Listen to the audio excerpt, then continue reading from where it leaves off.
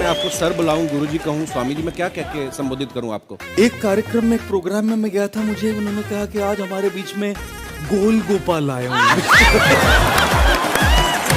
अच्छा, विवेक सर के बारे में हमने सुना है कि किसी को बिजनेस से रिलेटेड प्रॉब्लम हो तो 5 सेकंड के अंदर जवाब दे देते हैं। जब भाभी जी आपको तैयार होने के बाद पूछती मैं कैसी लग रही हूँ, 5 सेकंड में जवाब दे पाते हैं आप? हर घर में ये जरूर सुना होगा सबने, बच्चों के चक्कर में तुम्हारे साथ रह रही है, वरना तुमको तो कब का छोड़ के चली गई होती। ये बड़ा कॉमन सवाल है। आपके फॉलोअर्स में रवीना टंडन भी हैं एक, तो जब आप आए, कितनी मुस्कुराहट आई भाई साहब। मैंने देखा आपके पास हर समस्या का समाधान होता है, तो ये रही मेरी समस्या। समस्या क्या? वाइफ हूँ मैं तुम्हारी। प्राचीन काल में वाइफ को समस्या कहा जाता था। तो हस्बैंड को क्या कहा जाता था? हस्बैंड को कहा जाता था कि कोई नहीं, बुरा वक्त है, टल जाएगा। हिंदुस्तान में जो बनेगी आलिया उसी को मिलेगा कालिया। हम सफेद कुर्ता पहन लेते हैं ना तो लगता है जैसे बतासा में चिमटा घुसा हुआ है। अरे यूपीएससी ना खोर के पूछता है कुछ हो। अब जैसे किसी को कह देंगे मामा जी तो आराम से समझ में आ जाएगा। कहेंगे हमारे बाप के सार, तो कहेंगे कौन सी बोल रहा है बाप के सार। अरे मामा जी को ही बोला जाता है बाप के सार।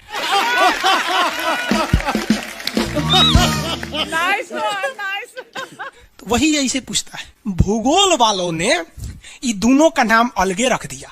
हम तो आपको धाए दे बता दिए थे, आप में से कितने अच्छे से आप बता दिए कि एक में कि दो में। लेकिन यही क्वेश्चन यूपीएससी पूछा था और आधा लड़का गलती ठोक के आया था। क्या पूछा था पता है? कि ज्यादा ठंडा टुंडरा में पड़ता है कि टैगा में। अब लड़का पगला गया, टुंडरा टैगा कौन सी होलो रे भाई। टुंडरा टैगा, लो टुंडरा टैगा यहाँ पर। Very good. अरे इसमें इमोजी कौन लिख के भेज रहा है? ये इस सबको हमने बतियाने का आदत लगा है, इमोजी लिख के भेज देता कहीं। आगे लोग कहेंगे इमोजी कौन सी पढ़ेंगे हम? इमोजी लड़कियां बना बना भेज रही है सब। टुंडरा बोल रहे हैं तो अपन फोटो भेज रही है। और दिखाइए। ये तो इमोजी लिख के मत भेजिए आप लोग। अरे जो लिखना है लिखिए ना, इमोजी भेजता है सब। हिंदी मीडियम वाला तो कई को पता नहीं इमोजी मतलब कौन सी वाला। और जन सियार ऐसा पीला पीला मुखौटवा बना रहा तो इमोजी बोला जाता है। ये रेखा बोलिए फटाफट, कौन सी रेखा है बीचों बीच से जा रही है? ये रेखा है विषुवत रेखा। कौन सी रेखा? विषुवत रेखा। हमारा प्यारा भारत ये रहा हमारा सारे जहां से अच्छा। ये हमारा हिंदुस्तान उत्तरी गोलार्ध में है, northern hemisphere of the earth. ये हमारा कौन सी रेखा? विषुवत रेखा। अरे ये क्या हो गया यार, टेक्निकल आदमी नहीं है हम, या नौटंकी कर रहा है। रेखा पे जितने देश है ना वहां के लोग एकदम मंगरैला की तरह काला होते हैं सब। आगे इतना भयानक काला होता है सब कि उनको देखकर हिंदुस्तान का अगुआ भाग जाएगा। दुल्हन की तो बातें छोड़िए, लेकिन जितना सुंदर लड़की होती है सब ना, बहुत सुंदर लड़की, वो देखिएगा जब टेढ़ा लड़का पसंद करती है सब। सुंदर लड़की को बुद्धि पता नहीं कहाँ होता है। एक्चुअली भगवान जो है ना सुंदरता बनाए। देखिए अगर किसी चीज में समय देंगे तो दूसरे चीज से समय काटना पड़ेगा। तो भगवान जिसको सुंदर बनाया ना, खूब सुंदर, तो उसको कुछ ना कुछ कहीं ना कहीं से समय काट लिया। तो जो बुद्धि बना रहा था तो बुद्धि काट लिया। तो जितना देखिए जितना सुंदर लड़की की रहेंगी सर, अजबे सबसे फसल रहती है सर, एकदम खौराइल रहेगा, खूब सुंदर लड़की लेके घूमेगा। आप देखिए ना, एकरे देख लीजिए ऐश्वर्या राय को, कोना से बिया की हूँ, अभिषेक बच्चन। बताइए हम लोग उस टाइम खा लिए थे लोग।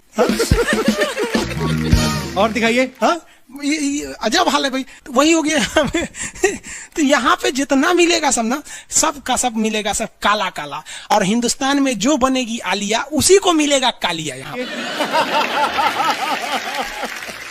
कश्मीर में खूब ठंडा, कश्मीर की कली, वाह वाह, समझा गया। वहां कोई फेयर एंड लवली की जरूरत नहीं है। कश्मीर के लड़का लड़की सब गोरे होते हैं लोग, और नीचे दक्षिण भारत में देखेंगे तो सब झौंसल मिलता है सब। कुछ कुछ हीरोइन गोरी हो जाती है सर। अब बाल्टी में सोचो फेयर एंड लवली घोर के में नहा लेगी तो गोर ना हो जाएगी सर। सब भूगोल का नियम काम नहीं करता है यहाँ पर। समझ में आ रहा है कि नहीं आ रहा? तो साउथ के लोग काले क्यों होते हैं? अब भैया साउथ वाले लोग बुरा नहीं मानिएगा, और काला होना बुरा क्या? हम खुद काला है, हम क्या दूसरे को बोलेंगे? हम सफेद कुर्ता पहन लेते हैं ना तो लगता है जैसे बतासा में चिंटा घुसा हुआ है। आपको फिर पता है ना जितना काला रहता है उसको कैसा मिलती है सब। हाँ चलो ध्यान से देखो इधर।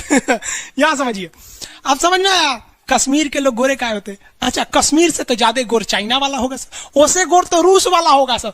ऐसे रूस वाला को देखेंगे ना, व्लादिमीर पुतिन को देखिएगा तो लगेगा जैसे छीलल मुर्गी है। अंग्रेज सबको ऐसे कर देता है सो तो खून दिखने लगता है यहाँ पे लाल लाल। समझा कि नहीं? क्या भूगोल कितना इजी है ना? इजी नहीं है, बकलोल कहेंगे इजी नहीं लग रहा है इसको। सुतल है। आगे बढ़े तो जितने लोग विषुवत रेखा के करीब वाले हैं वो होंगे काले, बीवी में रहेगी गोरी। और जो ये कोई भूगोल का नियम नहीं है रे भाई। और दिखाइए। बस खत्म। टफेस्ट एग्जाम है इंडिया का, यूपीएससी। उसकी 2.5 लाख की फीस को हम 7,500 में कर दिए। बहुत बढ़िया, बहुत बढ़िया, राइट है। ऐसे हम लोग को लगता होगा 7,500 बहुत कम है।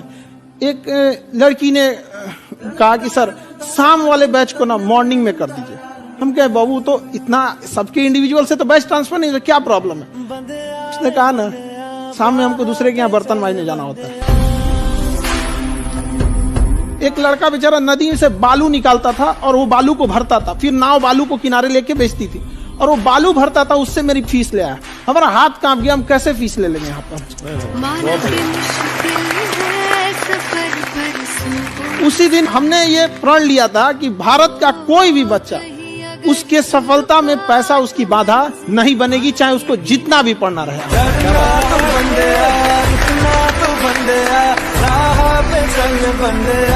मुस्कुराहट आई खान साहब आपके।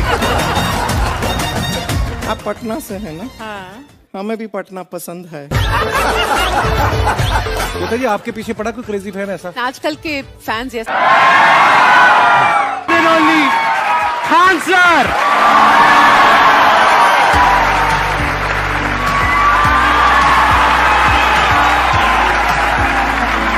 जी कैसे हैं आप? सीरियल तो और ससुरा चौपट रहता है। देखो सीरियल में समझे में नहीं आता। अच्छा एक चीज कभी गौर कियो, सीरियल में ना हीरोइन जो होती है सब, यानी जो उसमें वो लीडिंग कैरेक्टर में होते हैं सब, आदमी सीरियल में झुंझुन्ना रहता है। आप सीरियल को ध्यान से देखिएगा, आदमी का रोल क्या होता है। जैसे सीरियल चालू होगा, आदमी को शीशा के सामने टाई लगाते दिखाया जाएगा, उसकी पत्नी बैग लेके खड़ा रहेगी। अगला सीन में वो ऑफिस में लैपटॉप खोला है, खत्म काम उसका, सीरियल खत्म, बाकी सब महिला। अच्छा तू खाना बनाई है, नमक छोंक देगी जा।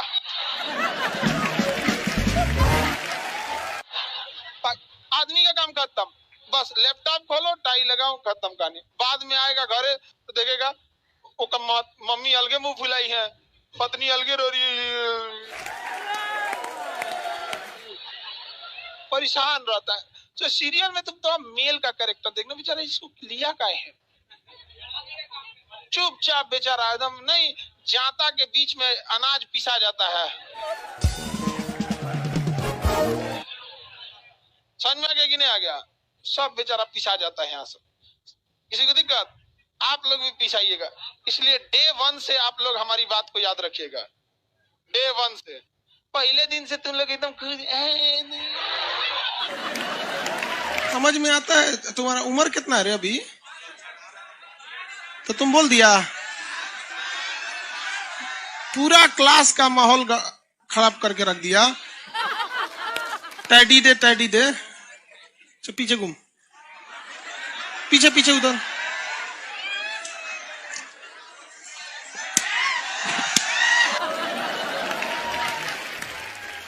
पढ़ने का उम्र है, पढ़ाई कर ले। प्यार मोहब्बत के लिए सलमान खान का उम्र भी बहुत है। और जिसको तुम दिन रात पीछे पड़ता है ना, सलमान खान बुढ़ौती में उसको 2 मिनट में फंसा लेगा।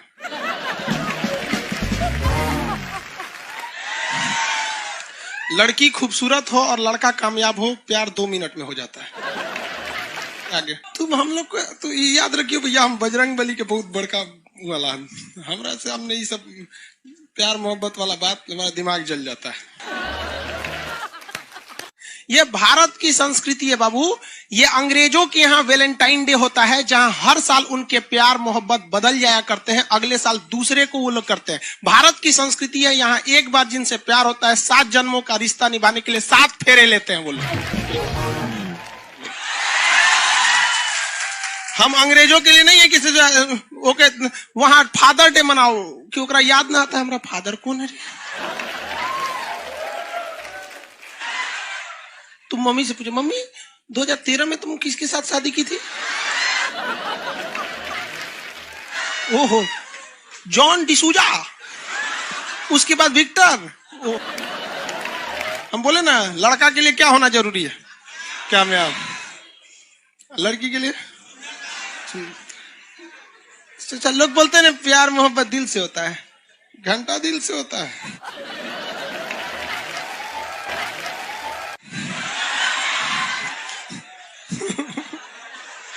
अगर प्यार दिल से होता तो सारा ब्यूटी पार्लर बंद हो चुके रहते।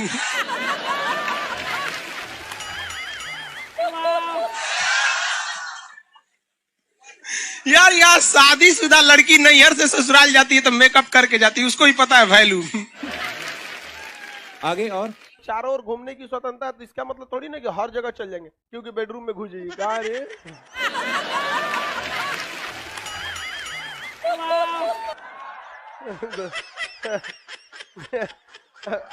आज जाके कह दीजिए खान सर बोले थे चारों ओर घूमने की स्वतंत्रता के कचर के मारेगा आपको। अगला स्टेशन कैंट एरिया है, वसंत विहार। जिनके पास इस स्टेशन पर उतरने का कार्ड ना हो न उतरे, और आपके पास कार्ड नहीं है उतर गए, चल ना घूम के आते हैं दूसरे का मेट्रो से, तो वहाँ बैठल रहेगा आर्मी वाला धो देगा। अगले मेट्रो में आप जाएंगे नहीं, पहुंचाए जाएंगे। घर में भी देखिएगा ना, महिला हड़ताल करेगी तो बोलबे नहीं करेगी दीदी।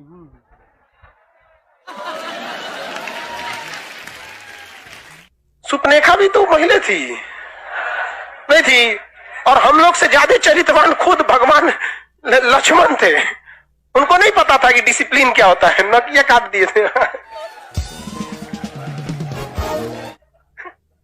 सुपनेखा का नहीं पता है।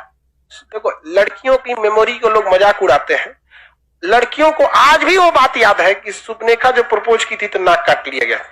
कोई लड़की नहीं करेगी प्रपोज, उसी समय से डरी हुई है। ये डर उनके डीएनए में घुस गया है। कौन जी कहती है नहीं सर, कौन लड़की करती है प्रपोज? इस सबको समझो में नहीं आता है कहां बोलना चाहिए कहां नहीं बोलना चाहिए। नहीं सर, तेरे नाम मूवी देखे, मारता है उसको चोट कहां तक चल जाता है, अंदर तक, ले गायब हो गया। गजनी देखे, हाँ मारता है तो क्या हो जाता है, पूरा उसका ब्रेन गड़बड़ा जाता है। समझ में गया कि नहीं? ये बहुत खतरनाक। दोनों ससुरा पिटाया सब लड़की के चक्कर में। प्यार करने से पहले अंजाम देख लो, यकीन ना आए तो गजनी और तेरे नाम देख लो। एक्चुअली मैचिंग भी है। क्या जरूरत है भैया पिटाने की? इतना मेहनत से भगवान ने ब्रेन दिया, आप लोग जीवन भर मेहनत कर करके इसमें डाउनलोड करते रहते हैं, कभी फिजिक्स, बायोलॉजी, केमिस्ट्री। कोनो लड़की के चक्कर में फरवा के चलेंगे, क्या हो गया फिर? लाइव वाले सब समझ रहा है, हाँ ये लाइव वाला भी बहुत होशियार है, ये उधर हंसता है सब। ये कैसे हंसता है सब पता है? इमोजी बना देता है।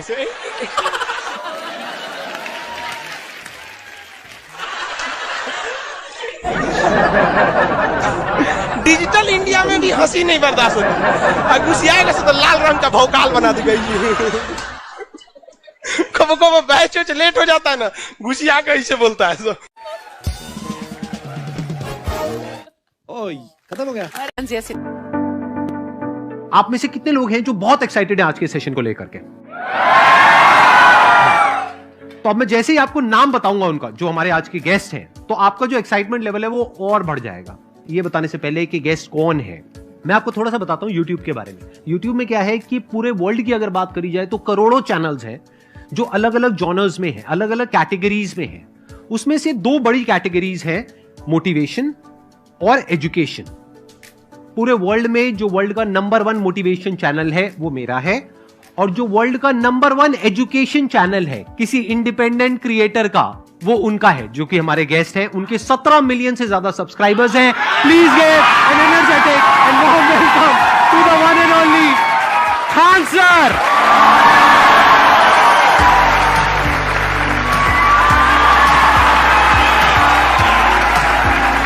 क्या हाल चाल जी, कैसे हैं आप?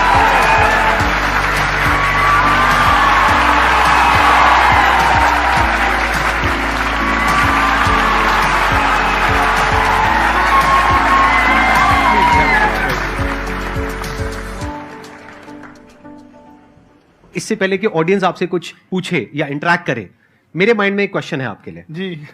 जो बच्चे हैं वो आपके इतने दीवाने क्यों हैं, इतने पागल क्यों हैं आपके पीछे? मतलब मेरे कमेंट सेक्शन में भरा पड़ा था, खान सर कब आएंगे, खान सर कब आएंगे। मतलब ऐसा क्या जादू कर दिया आपने बच्चों के ऊपर? ये सवाल हम आपसे भी पूछते हैं, हमारे पे भी इतना कमेंट आया, इतना मेरे तो ऑफिस में लोग चले आए कि सर कब जा रहे हैं। अच्छा। क्योंकि हम लोग का तो एग्जैक्ट है वही पढ़ाना है। हाँ।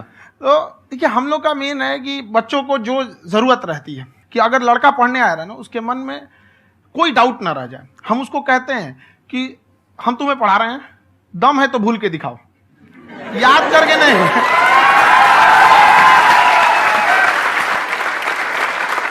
प्लस आप जिस प्राइस पॉइंट पे पढ़ा रहे हैं, आई थिंक वो सबसे कम है, वो बहुत ही कम है। सर, ये जो फीस का कल्चर है, ये हमारा इंडियन कल्चर नहीं है। हमारा इंडियन कल्चर गुरु दक्षिणा है, उस हिसाब से वो सही है। ऑक्सीजन जैसे जिंदगी के लिए जरूरी है, वैसे एजुकेशन जरूरी है। कोई ये नहीं कह सकता है कि पैसे की वजह से वो खान सर के यहां से लौट गया। क्या बात है।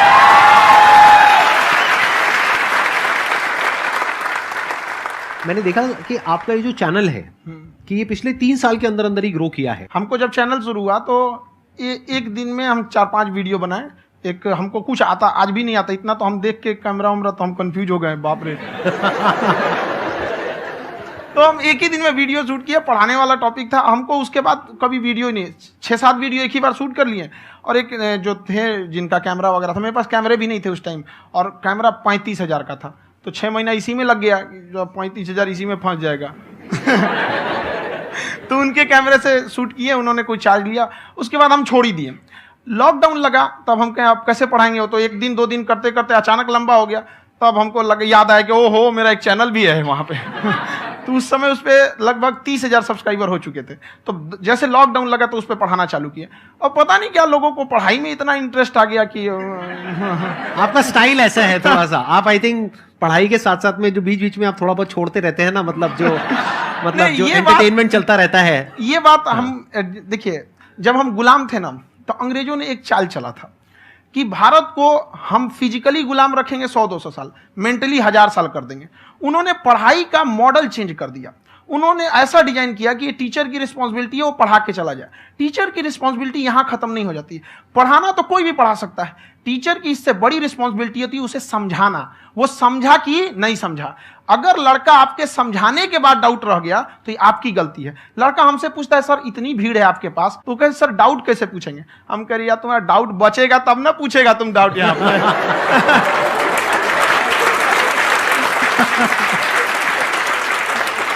कॉन्फिडेंस नेक्स्ट लेवल है आंसर का, मानना पड़ेगा। और शायद यही वजह है इनकी जो ग्रोथ है उसका।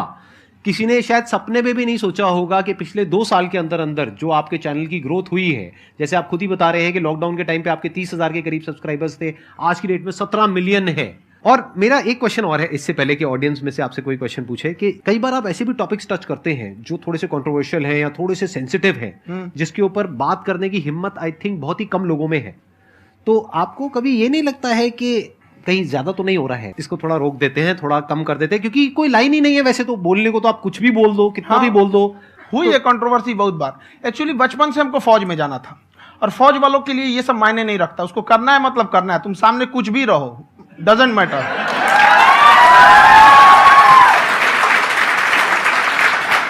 और मैंने YouTube पे देखा कुछ वीडियोस में कि आपका जो इंस्टीट्यूट है वहां पर आज से कुछ साल पहले कुछ बम गिरे थे। हाँ, कुछ गिरे थे, कुछ तो बहुत सॉलिड जगह गिरा था, फटा नहीं वो। मतलब आपके आसपास? हाँ, बम को भी पता है कि टीचर की इज्जत किया जाता है। क्या बात है, क्या बात है। मैं समझ पा रहा हूं कि ये आपके अंदर जो एटीट्यूड है ये कहां से आ रहा है, क्योंकि आप बचपन से ही फौज में जाना चाहते थे, तो आप जंग के मैदान में ही खड़े हैं एक तरीके से। बस फर्क ये है कि आपके हाथ में कलम है, हथियार ना हो करके। हथियार से एक आदमी की जान जा सकती है, हाँ। कलम से बहुत ताकत होता है। शिक्षा एक ऐसा हथियार है ना, हर कुरीतियों से लड़ सकता है, हर तरह की समस्याओं से। और ये एक ऐसा हथियार है, मेटल डिटेक्टर में भी नहीं पकड़ाता है।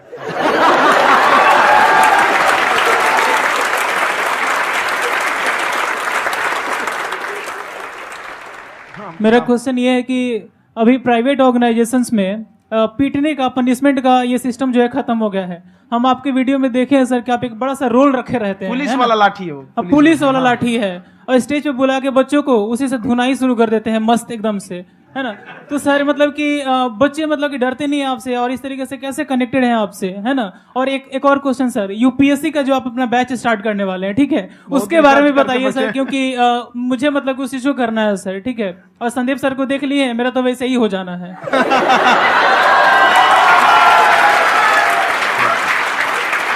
क्या हो जाना है? मेरा पूरा कंप्लीट करो। I'll be an IAS officer next year because I have seen you, sir. My day is like complete, sir. All the best. Thank you so much, sir. Thank you. पूरा बोला करो। Thank you. देखिए, लड़कों को जहां तक पीटने की बात है, जब पढ़ाने की बात आएगी तो उसको हम पूरे बेहतरीन ढंग से पढ़ाएंगे। लेकिन जब सजा देने की बात आएगी ना, तो वो भी बेहतरीन ढंग से होगा। ऐसा थोड़ी होगा कि बस एक ही चीज बेहतरीन ढंग से होगा। और डर का होना बहुत जरूरी है। ये डर भी अपने आप में एक मोटिवेशन है, क्योंकि जब आपके अंदर एक थोड़ा सा डर रहे ना, तो डर के भागिए मत। एक ऐसा डर जिसको आप लगे कि नहीं नहीं थोड़ा सा और करने की जरूरत है, फिर तो ये हम इसको क्रॉस कर जाएंगे आप।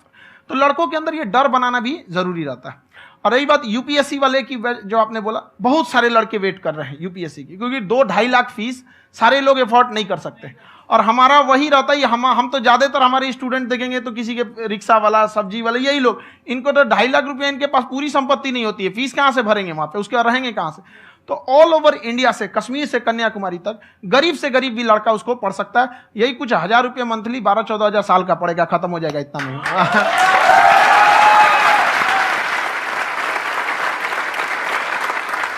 ये जो डंडे वाली बात इन्होंने कही, ये सच है? मतलब आप सच में एक डंडा रखते हो? पुलिस का ही है वो। और मारते हो? हाँ। कि मतलब अगर कोई लड़की छेड़ता है या ऐसा कोई भी उल्टा पुल्टा काम पढ़ाई करता लिखाई है, कुछ भी गलती करेंगे तो पिटाएंगे वो यहाँ पे, कैमरे पे, ऑन कैमरा, जैसा भी रहे, कुछ भी पिटाना तो उनको फिक्स है। एक तो कोई मतलब विधायक जी थे, उनके लड़का को पीट दिए, तो चला है दल बल लेके अपना वहां पे। उसने घर पे नहीं बताया था कि सर ने पीटा है, बस बोल दिया कोचिंग में पीटा है। बाद में पता चला हम पीटे हैं, तो उसके पिताजी मेरे सामने और पीटे।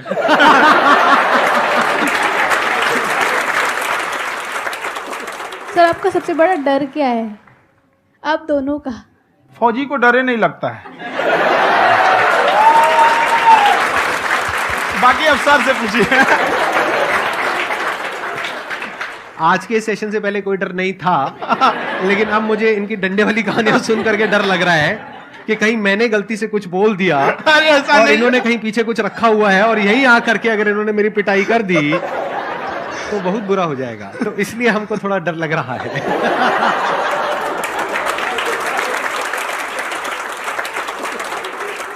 आपकी डेली कितने घंटे क्लासेस होती है? 6-7 घंटे। अभी भी खुद ही करते हो आप? हाँ, हमारे स्टाफ परेशान रहते हैं। हम 1:30-2 बजे सोते हैं, सुबह 6 बजे उठ जाते हैं, परेशान रहते हैं। यार इतना क्यों करते हो, है ना? कभी तो उनको भी साथ साथ लगना पड़ता है ना। उनको साथ साथ लगना पड़ता है। हम जग गए तो कोई सोया थोड़ी रहेगा, परेशान रहते, दिन में सोते ही नहीं है बेचारा, कहीं कहीं जाके सोते रहता है। तो हम सीट बांध दिए कि भाई तुम इस समय सो जाना, तुम इधर सो जाना। आपकी शादी हो गई है? नहीं हुई अभी? मेरी खुशहाली देख के आप आइडिया लगा सकते हैं।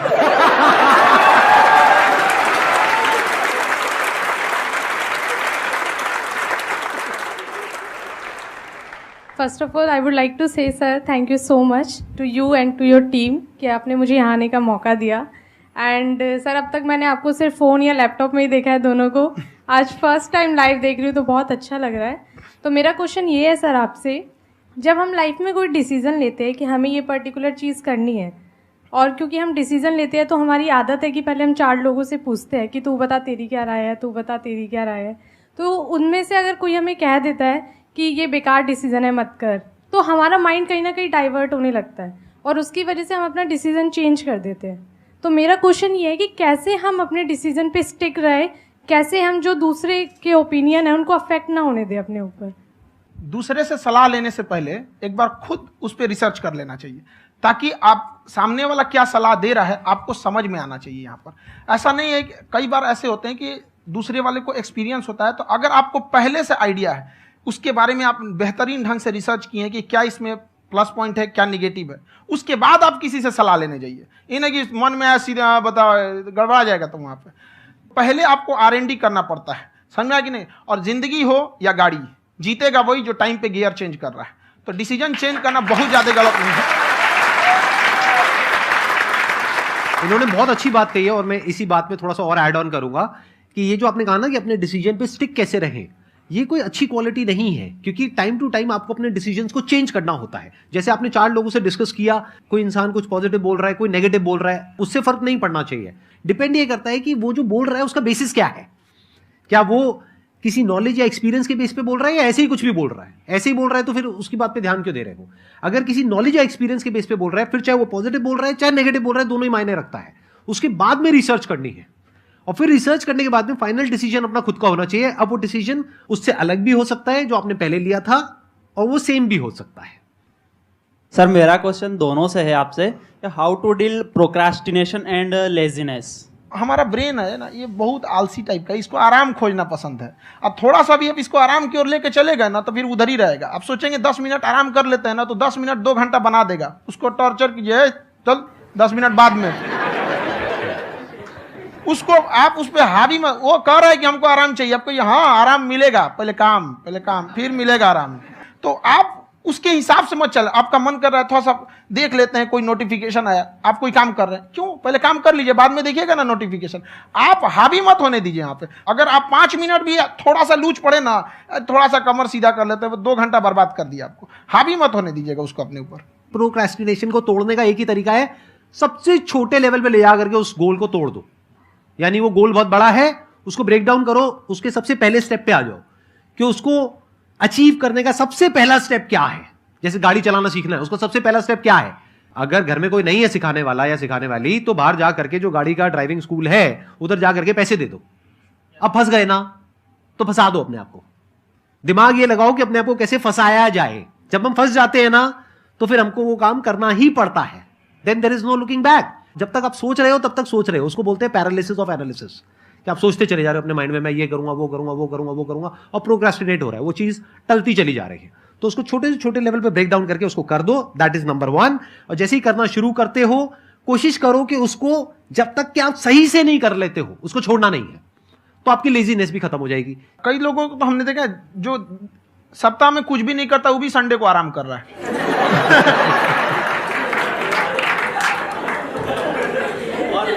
वैसे कहा भी जाता है कि अगर कोई काम आपको करवाना है ना, तो ऐसे किसी इंसान को दो जो बिजी है। हाँ। ऐसे आदमी को मत दो जो खाली है। ये परफेक्ट एग्जाम। किसी को भी आप देखिएगा जिसको आप कहते हैं कि मतलब थोड़ा ठीक ठाक आप समझते हैं कि नहीं ये बहुत आगे निकल, वो एक काम को खत्म करने के बाद कभी आराम नहीं करेगा। एक काम खत्म हुआ उसको लगेगा हाँ एक खत्म हो गया, अब दूसरा करना चाहिए। और वही जिसको देखिएगा एक खत्म हो गया और आराम करना चाहिए, कभी नहीं, लाइफ में आखिरी सांस तक। सर यहाँ पे सब हिंदी में पूछते हैं, इंग्लिश में पूछते हैं, मैं भोजपुरी में पूछूं? जौन भाषा ठीक लगे तोने में पूछ दो। हाँ सर।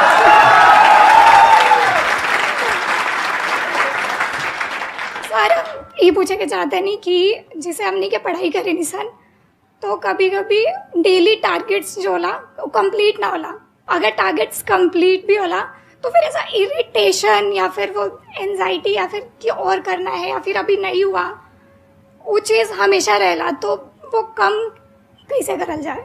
देखिए टारगेट्स को ना हम लोग को एक अपने हिसाब से पहले फिट करना चाहिए। ऐसा नहीं कि दूसरे किसी इंसान को देख के हम टारगेट फिट कर ले। कोई लड़का 8 घंटा पढ़ रहा है, कोई पहली बार अभी पढ़ना ही चालू किया, उसको देख के 8 घंटा पढ़ेगा तो पढ़ाई छोड़ देगा। तो आप अपनी क्षमता के हिसाब से देखिए कि आप कितना पढ़ सकते हैं। अगर आपने एक घंटे को बना लिया कि हम 1 घंटा पढ़ सकते हैं, अगले 1 हफ्ते तक उसको सस्टेन रखिए। जिम में कैसे करते हैं लोग, पहले दिन उठा लीजिएगा 1 क्विंटल तो हार्ट अटैक हो जाएगा। तो वो धीरे धीरे टारगेट सेट कीजिए और अपनी क्षमता को भी देखिए। हर इंसान की क्षमता अलग है।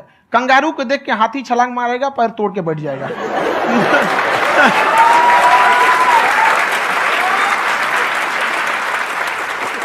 अब संदीप सर का मोटिवेशन देख के इसका मतलब क्या कि ट्रेन के आगे खड़ा हो जाएंगे, ढकेल देंगे तुमको।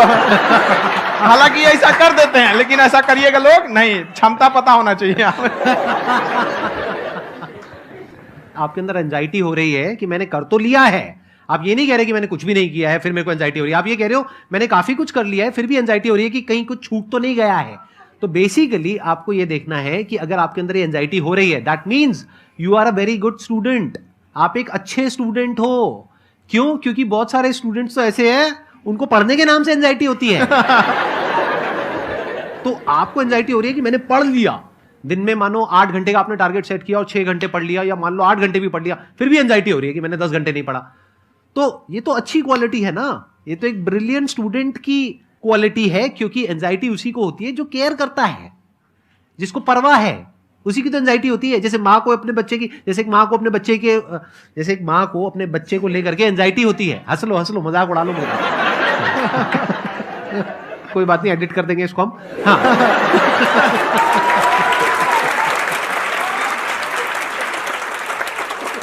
जैसे एक माँ है, उसको अपने बच्चे को लेकर के एंजाइटी होती है, थोड़ी सी भी तबीयत खराब हो जाए उसको एंजाइटी होती है, चाहे बच्चा ठीक भी है, डॉक्टर को नहीं होती है। क्यों? क्योंकि माँ को उस बच्चे से प्यार है। तो दैट मीन्स कि आप अपनी पढ़ाई को लेकर के सीरियस हो, इस वजह से आपके अंदर एंजाइटी हो रही है, विच इज नॉर्मल। जहां पर प्यार मोहब्बत होती है वहां पर थोड़ी बहुत एंजाइटी तो होती ही है ना। समझ रहे हो ना मैं क्या कहना चाह रहा हूं? आप लोग समझ रहे हो ना मैं कहां जा रहा हूं? जब वो किसी और से बात करती है तो एंजाइटी होती है ना।